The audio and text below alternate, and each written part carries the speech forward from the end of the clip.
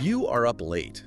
Or, well, maybe you were just looking for something distinct to fill the silence in the room. Either way, I'm glad you were here with us. It is nice and quiet tonight. It is. So close the door, turn down the lights a bit, get comfortable. Tonight, on the Deep Dive, we aren't just looking at data or organizing facts. We're going to explore the space between words. The friction.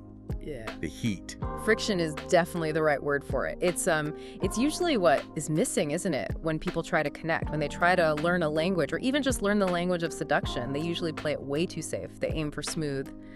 And, well, smooth is dangerous. Dangerous because it's boring. Dangerous because it makes you invisible. I mean, if you are perfectly smooth, you just slide right off the memory. You leave absolutely no mark.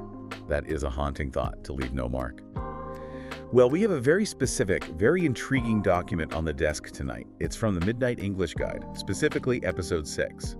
And the title is The Art of Banter, How to Argue Flirtatiously. Yes. And looking at the source material, this is ostensibly a guide for B1 and B2 intermediate language learners. You know, people trying to bridge that gap from rigid classroom English to, let's call it, bedroom English. Bedroom English, I like that. But reading through the psychological underpinnings of this guide, and that is really what we do here in the dark, it's actually a manual on social dynamics, isn't it? Oh, absolutely. It is about escaping the friend zone. It's about how to stop being so terribly polite and start being memorable. Right. Memorable is the ultimate goal. But before we get to the how, let's talk about the why. The guide starts by identifying a very specific trap. They call it the yes man trap, or the yes woman trap. The trap of safety. It is a survival instinct, especially when you are nervous. Like maybe you're on a first date with someone intimidating, or maybe you are speaking a second language and your brain is just scrambling for vocabulary. The absolute safest thing to do is just agree. Yeah, they say, I love this song, and you say, me too. Or they say, it's cold in here, and you immediately say, yes, very cold. Exactly. And logically, that makes complete sense to us. We are social creatures. We want to build rapport. And isn't rapport built on agreement? I mean, if I agree with you, you like me. Yeah. That's the standard equation we are all taught. Rapport is built on agreement, sure, but attraction. Attraction is an entirely different animal. Attraction requires a spark.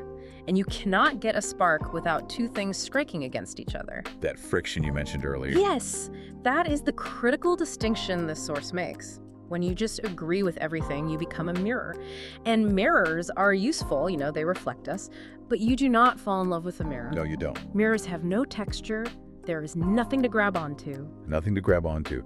So if I am just sitting there nodding and smiling, I might be polite. I might even get a second date out of pity. But I am not creating a stark. I am just filling a seat. You become background noise. The guide posits that attraction requires two distinct entities pushing against each other. Not aggressively, we aren't talking about a real fight here, but playfully. Like a dance where you aren't just blindly following. You're actually providing a little resistance. Tension is where the chemistry lives. So our mission tonight, for you listening, is to deconstruct this resistance. The source material breaks this down into 3 distinct phases of banter. Little verbal instruments you can keep in your pocket to just slice right through that awkward politeness. Instruments of tension. I love the sound of that. Let's look at the first phase the guide identifies. They call it playful disqualification. Now, looking at the examples provided here, this really seems to be about framing. It's about setting a boundary, but doing it with a smile. It is about the enemy frame. The mistake most people make, the boring people, I should say, is agreeing with terrible opinions just to be liked. Right. Let's say you are on a date. The lighting is low, the mood is good. And then they drop a bomb. They look at you and say they love pineapple on pizza. Which, let's be honest, is a controversial stance. Wars have been fought over less. Highly controversial. Now the yes man panics and implies, oh yeah, it's not that bad. They betray their own taste just to keep the water smooth. They literally kill their own personality to avoid a single ripple. But the guide suggests doing the exact opposite. It suggests leaning into that difference, making the ripple into a wave. It suggests amplifying it, yeah. Flaming this minor, silly culinary difference as a catastrophic deal breaker. You look them right in the eye very seriously and say, we are officially enemies now. We are officially enemies now. Do you feel the weight of that? It's dramatic. It's almost absurd. But, I mean, isn't it a bit risky? Calling your date an enemy? That word has some really sharp edges. That is exactly why the tone is non-negotiable. If you say it with a flat face or with genuine anger, you are just a jerk. But if you drop your voice a little, say it low with a little smirk. maybe leaning in slightly. We are officially enemies now. Ah, okay, I see the difference. Yeah. The smirk changes the frequency of the words completely. It turns it into a game. Precisely. You are creating a fake conflict. You aren't actually angry about the pizza. You are just using the pizza as a prop to create a little role play. And it shows you have a backbone. Exactly. It shows you aren't afraid to disagree with them. And subconsciously, that signals high status. It tells them you aren't desperate for their approval. You are entirely willing to lose them over a pizza topping. Which, ironically, makes them want to stay. It changes the dynamic from a boring interview like, do we like the same things? To a play. Can we have fun disagreeing about things? And it invites them to fight back. That is the key. You want them to defend their terrible taste in pizza. You want that banter. You want to see if they can parry your attack. There is another phrase here in phase 1 that I think is even more subtle, perhaps a bit more advanced for our listeners. The source calls it the push-pull mechanism. Ah, the classic push-pull. This is a staple in social dynamics for a very good reason. It directly triggers the dopamine receptors. The phrase given in the guide is, I was starting to like you, but...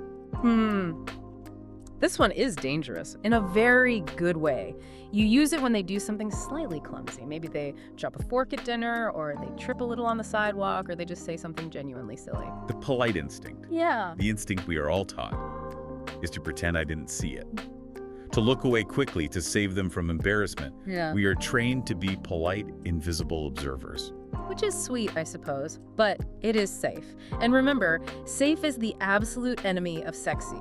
The push-pull highlights the mistake, but it wraps it in a compliment. Right. The pull is, I was starting to like you, that feels really good to hear. It validates them, it clearly says, I am attracted to you. But then immediately, the push happens, the trapdoor opens. Exactly. But then you drop your fork. Yeah. But then you revealed you actually listened to disco music. So gives a compliment with one hand, and then playfully takes it away with the other. It keeps them guessing. Yeah. It tells them, I'm evaluating you and you haven't won me over completely just yet. It makes them want to work for your approval just a little bit harder.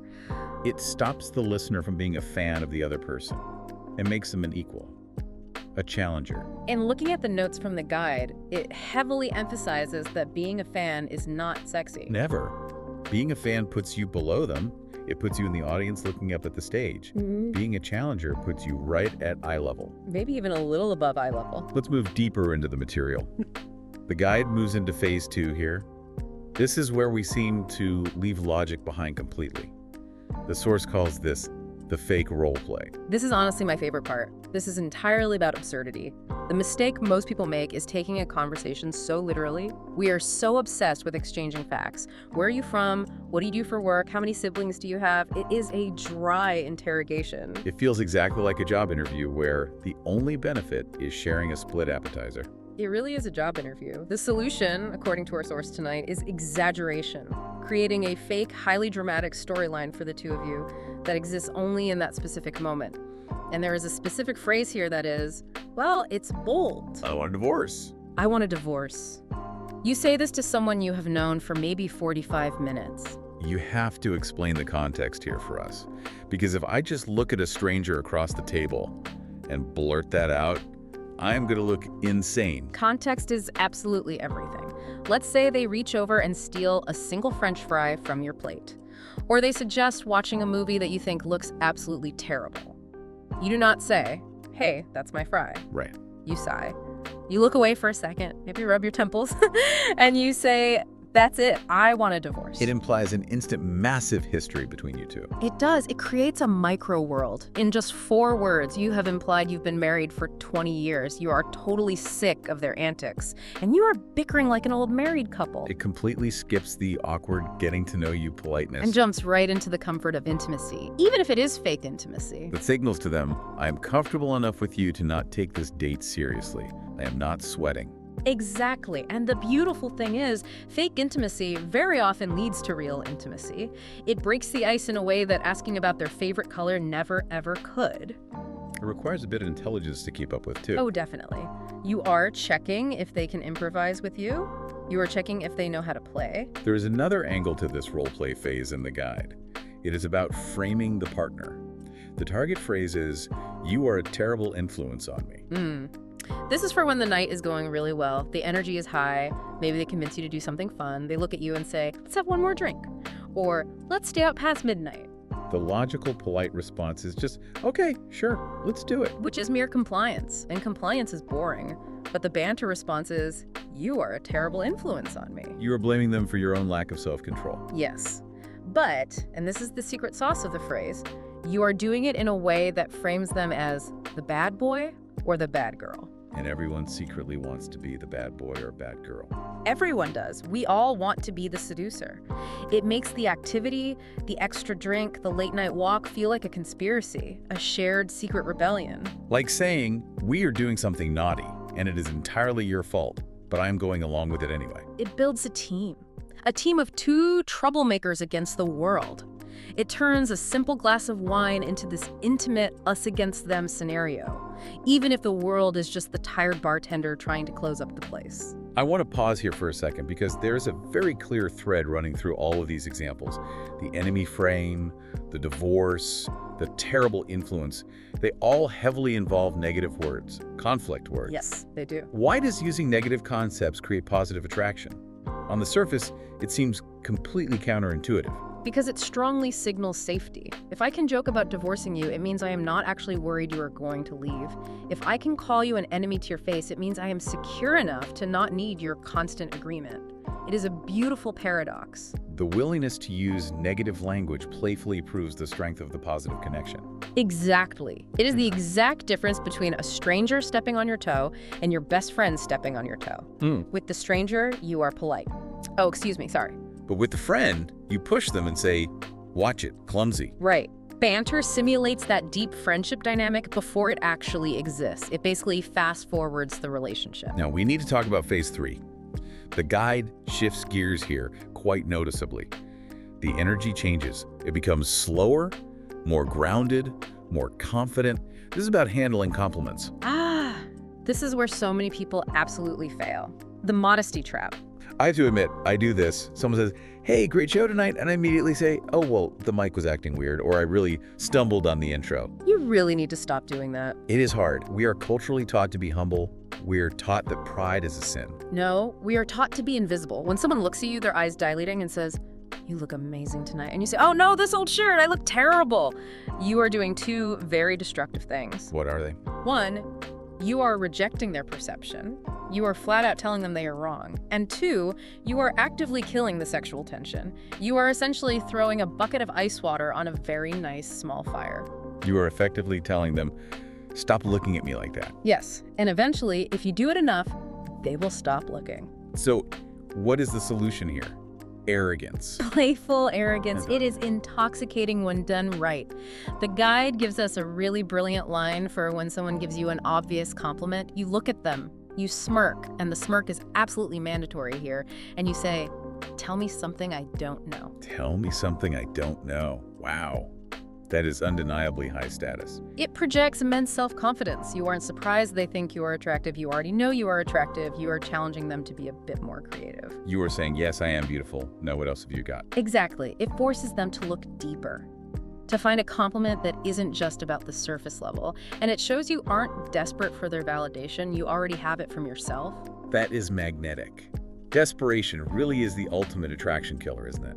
Validation seeking is incredibly unsexy. This line just flips the script entirely. You become the prize. There's a physical aspect to this next one, too. The source specifically describes body language. Leaning back, crossing your arms, smiling slowly. They call it the king or queen pose. The physical space you take up matters, and the line is so simple. When they start praising you, you do not interrupt, you do not deflect. You just lean back, hold eye contact, and say, keep going, I'm listening. Keep going, I'm listening. It frames you as royalty accepting a tribute. It is extremely flirtatious because it gives them explicit permission to admire you. It encourages them to verbalize their desire. And there is a real psychological principle at play here. The more they say it out loud, the more they believe it. Precisely. If I spend 5 straight minutes telling you why you are smart and funny, by the end of that 5 minutes, I am much more convinced that you are smart and funny. You just have to shut up and let me say it. You have to be comfortable in the silence of being admired. And that is very difficult for a lot of people. Being looked at, truly deeply looked at. It is vulnerable. That is why the keep going line is so powerful. It acts as a shield of pure confidence. It's interesting. All of these techniques, from we are enemies to I want a divorce, to keep going, they all involve taking a calculated risk. They involve stepping way out of the safe zone of polite conversation. That is the core philosophy of this entire Midnight English Guide. The key insight is just this: politeness is for strangers, banter is for lovers. If you treat the other person with perfect polite respect all night, you are treating them exactly like a stranger. You are keeping them at arm's length, but when you tease them, when you create that friction, when you play the villain or the arrogant one playfully, you are inviting them close. You are saying, I trust you enough to play this game with you. Yes. And the source mentions that for language learners, which was the original target audience for this guide, this is exactly where their fluency skyrockets. Why is that? Why does flirting make you speak a language better? Because you finally stop worrying about the grammar. When you are in the middle of a playful argument about pizza or a fake divorce, your brain switches tracks. You aren't accessing the rigid textbook part of your brain anymore. You are accessing the emotional part. You were engaged in the fight. Exactly. When you are fencing, you don't think about the history of the sword, you just think about the touch. The touch, that is what this is really about, isn't it? Verbal touch. Yes. Words that actually land on the skin, most polite conversations just float up into the air and disappear. Banter lands. I want to circle back to something you said right at the beginning. You said most people aim for smooth. But what if someone listening right now isn't naturally quick-witted? What if they try the I want a divorce line and it just lands flat? That silence can be terrifying. That is a very real fear, and the guide addresses this implicitly through the concept of the smile. The smile is your safety net. If you say, "You are a terrible influence," with a scowl on your face, it is pure judgment. But with a slow smile, it is flirtation. You do not need to be a stand-up comedian to do this. You just need to be willing to be playful. It is an attitude, not a rehearsed script. So it is really about the intent behind the words. The intent is connection. You aren't trying to win the argument. You're just trying to have fun having the argument. You're trying to see if they can dance with you in the dark. So, to the listener, you, sitting there right now, we have unpacked the yes man trap. We've explored the tools to playfully disqualify, to role play, and to accept compliments with that arrogant smirk. But here's the final thought I want you to carry with you tonight. Think about your very last conversation. Were you truly visible?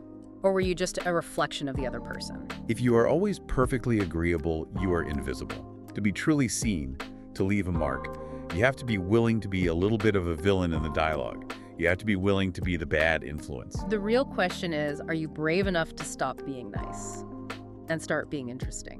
Are you brave enough? Something for you to think about while the rest of the city sleeps. Good night. This has been The Deep Dive. Just for you. Good night.